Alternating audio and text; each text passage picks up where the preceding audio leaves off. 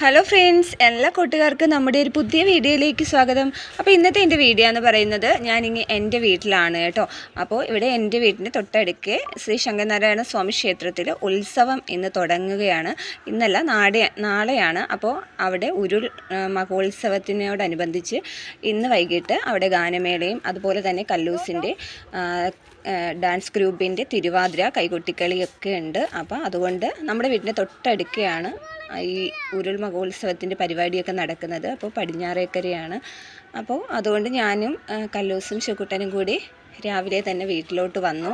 അപ്പോൾ വന്നപ്പോഴത്തേക്കും നമ്മുടെ വീട്ടിലെ മേലത്തെ പറമ്പിൽ ഇഷ്ടംമാതിരി മാങ്ങയുണ്ട് കേട്ടോ. വെള്ളൻകൊള്ളി മാങ്ങയാണ്, നമ്മളിവിടെ വെള്ളംകൊള്ളി മാങ്ങ എന്നൊക്കെയാണ് പറയുന്നത്.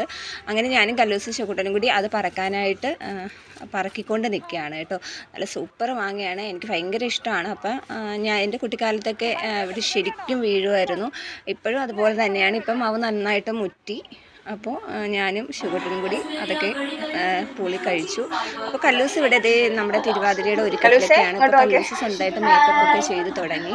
കുറേ നാളുകൊണ്ട് സ്വന്തമായിട്ട് ഇപ്പം മേക്കപ്പൊക്കെ ചെയ്ത് തന്നെയാണ് കേട്ടോ കല്ലൂസ് ഒരുങ്ങുന്നത്. പിന്നെ തല കെട്ടാനൊക്കെ ഞാൻ സഹായിച്ചു കൊടുക്കും. അപ്പോൾ ഇത് എൻ്റെ വീടാണ്. അപ്പോൾ അമ്മയും ഉണ്ട്. രാത്രി 7 മണിയൊക്കെ ആയപ്പോഴത്തേക്കും നമ്മൾ അവിടെ പരിപാടി നടക്കുന്നിടത്തോട്ട് പോവുകയാണ്. അപ്പോൾ ഇത് നമ്മുടെ അവിടുത്തെ ജംഗ്ഷനാണ്, എതുക്കാട്ടുവാതുക്കൽ ജംഗ്ഷൻ എന്ന് പറയും. അവിടെയാണ് ഈ പരിപാടി നടക്കുന്നത്. അപ്പോൾ നല്ല രീതിക്ക് വർണ്ണാഭമായിട്ടുള്ള ലൈറ്റുകളും അതൊരു പ്രത്യേക കാഴ്ച തന്നെയായിരുന്നു കേട്ടോ. അപ്പോൾ ഇവിടെ ഇപ്പോൾ നമ്മുടെ ഗാനമേള നടന്നുകൊണ്ടിരിക്കുകയാണ്. തിരുവാതിര 8:30-ക്കാണ്. കാരണം ഈ ഗാനമേള തീർന്നിട്ടേ തിരുവാതിരയുള്ളൂ. അപ്പോൾ നമ്മൾ വിചാരിച്ചു ഇത്തിരി നേരത്തെ വന്ന് നിന്ന് ഗാനമേളയൊക്കെ ഒന്ന് കുറച്ച് കാണാമെന്ന് വിചാരിച്ചു. ഇത് അവിടുത്തെ ലൈറ്റ് ആണ്. ഇതെന്ന് പറയുന്നത് ക്ഷേത്രത്തിലേക്ക് പോകുന്ന വഴിക്കുള്ള ഗോപുരമാണ്. റോട്ടിൽ നിന്ന് കുറച്ച് പോകുമ്പോഴത്തേക്കാണ് ക്ഷേത്രം.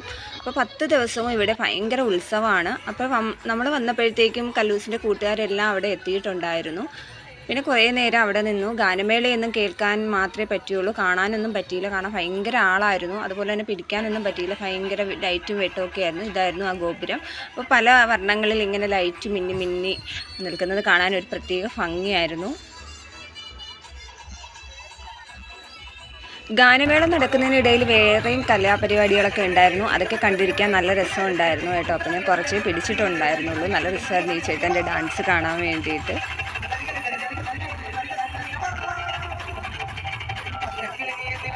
ഗാനമേളയൊക്കെ കഴിഞ്ഞിട്ട് കുട്ടികളുടെ തിരുവാതിരയായിരുന്നു ഫസ്റ്റ്. കല്ലൂസിൻ്റെയൊക്കെ തിരുവാതിരയായിരുന്നു. അത് കഴിഞ്ഞിട്ട് സീനിയർ കുട്ടികളുടേതായിരുന്നു. അപ്പോൾ തിരുവാതിര തുടങ്ങുന്നതിന് മുമ്പുള്ള ഒരുക്കങ്ങളാണ്. അവരുടെ ഗുരുനാഥ കൊണ്ടുവന്ന് എല്ലാവരുടെയും കയ്യിൽ പൂവൊക്കെ കൊടുക്കുകയാണ്.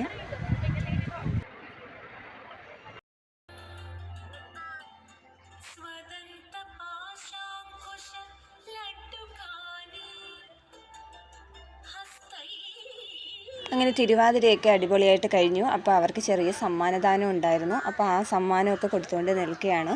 ഇവരുടെ തിരുവാതിരകൾ കഴിഞ്ഞിട്ട് വേറെയും കൈകൊട്ടിക്കളി ഉണ്ടായിരുന്നു. അതൊക്കെ അടിപൊളിയായിരുന്നു. ഇതുപോലുള്ള പരിപാടിക്കൊക്കെ പോയി കഴിഞ്ഞാൽ ശിവക്കുട്ടൻ പിന്നെ ഒരു വിധത്തിലും താഴെ നിൽക്കില്ല കേട്ടോ. ഞാൻ എടുത്തുകൊണ്ട് നിൽക്കണം. അപ്പോൾ കുറേ നേരം ശിവക്കുട്ടനെ എടുത്തുകൊണ്ടൊക്കെ നിന്ന് ഞാനും ആകപ്പാടെ അങ്ങ് ക്ഷീണിച്ചു പോയി. ലാസ്റ്റ് പിന്നെ ഒരുവിധം പറഞ്ഞ് തറയിലൊക്കെ പിടിച്ചൊക്കെ ഇരുത്തി. കാരണം ഇല്ലാന്നുണ്ടെങ്കിൽ ബാക്കിയുള്ള കൈകൊട്ടിക്കളിയൊന്നും കാണാൻ പറ്റത്തില്ലായിരുന്നു. പിന്നെ ശിവക്കുട്ടൻ കുറേ നേരമൊക്കെ ഐസ്ക്രീമൊക്കെ മേടിച്ച് കൊടുത്തു. ഇടയ്ക്ക് നിന്നിട്ടും ഐസ്ക്രീം വീണ്ടും വേണമെന്നൊക്കെ പറഞ്ഞുകൊണ്ടൊക്കെ നിന്നു. അപ്പോൾ ഈ മക്കളുടെ കൈകൊട്ടിക്കളിയും അടിപൊളിയായിരുന്നു. ഒരുപാട് നേരം ഇവർ കളിച്ചു. അപ്പോൾ ഇതൊക്കെ ഞാൻ ഇനി ഒരു വീഡിയോ ആയിട്ട് ഇടുന്നതായിരിക്കും. അപ്പോൾ കൂട്ടുകാരെ എല്ലാവരും സപ്പോർട്ട് ചെയ്യണം.